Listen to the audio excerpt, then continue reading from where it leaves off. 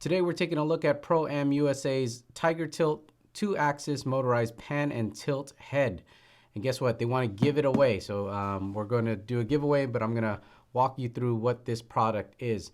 So it's a 2-axis motorized pan and tilt head, something that you might want to use at the end of a jib or a crane, and you can remotely control it with a joystick. Or maybe you have a very tall stand like the Mega Mast, and you want to have your camera way up high. You can control it with a joystick, and then again, pan and tilt. So let's unbox this guy, and again, they're going to give it away, so just keep watching the video for the details. Got a little brochure over here, some foam. This is the joystick that you're going to use to control the pan and tilt head. We've got an XLR cable. This is probably how you control it through the joystick and also send power up to the motorized pan tilt head. It is a 4-pin XLR. So not your audio XLR for microphones, it's a 4-pin. In here we have a battery plate, and this can be used again to power your motorized pan tilt head. This looks like it fits something like Canon's BP batteries. Take a look at that in a sec. AC wall adapter, so if you want to plug it in and power your motorized pan tilt head through the wall, you can power it up here. Again, the power goes into the joystick first, runs along this XLR cable all the way up to the head. So you just need to power this guy up. You don't need to run any AC up to the motorized head.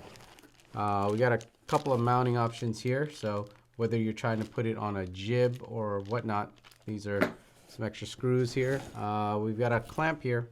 So that is a clamp that can go on the back of this joystick. There's a threaded mount here. So if you're operating a jib or a crane, you can clamp this to the bottom of it. So as you're kind of panning your jib, you can control the head as well. That's about it. This is the 2-axis motorized pan and tilt head from ProAm USA. Actually, it's really good quality. It looks like it's powder coated.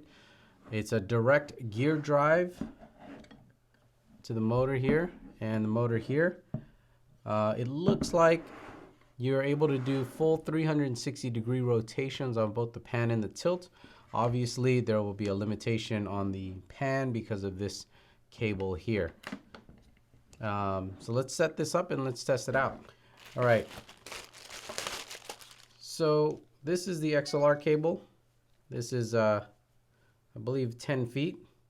Again, it's 4-pin, so it's not your average XLR cable.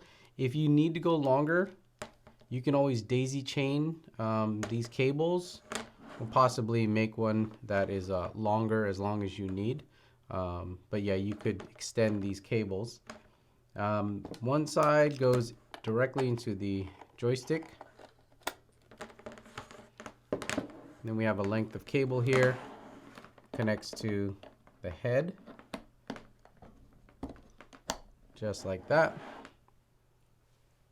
We don't need our AC adapter.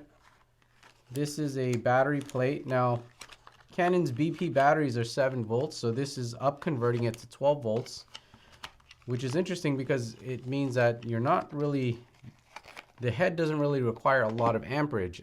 It's running off of smaller camcorder batteries and just up converting it. So it's going to be easy to power. Now, over here I have a Cctv battery, very popular one. I've shown this several times. This is actually used for the Connects. I use it for a couple of other things, and it's 12 volt, very cheap. I think you can get a lot of these for under 20 bucks, and they're handy to have around. Some of them have USB as well, so if you need to charge via USB. But I have a Cctv battery, and I'm going to use a DC input on the side here, so we can power this guy up through this little battery. This is the clamp again. I don't need to clamp my remote. I'm not going to mount anything. Yeah, that's it. I think we're good. So if this was on top of a stand, we mounted this camera remotely, or maybe we have it at the end of a jib or a crane, we can operate this guy. So I'll power it on by powering my battery up. And here we go. We're going to pan. Now it's moving very slowly, but there's a button on the side here, this little green button. Hopefully you guys can see it. I'm going to press it. and now we're moving at a faster speed. So basically the button on the side here is if you guys want to get more fine movements, slower movements, this button here will reduce the control, the speed.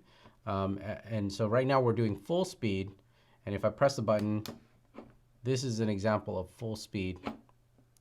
Push the button again, that's an example of full speed.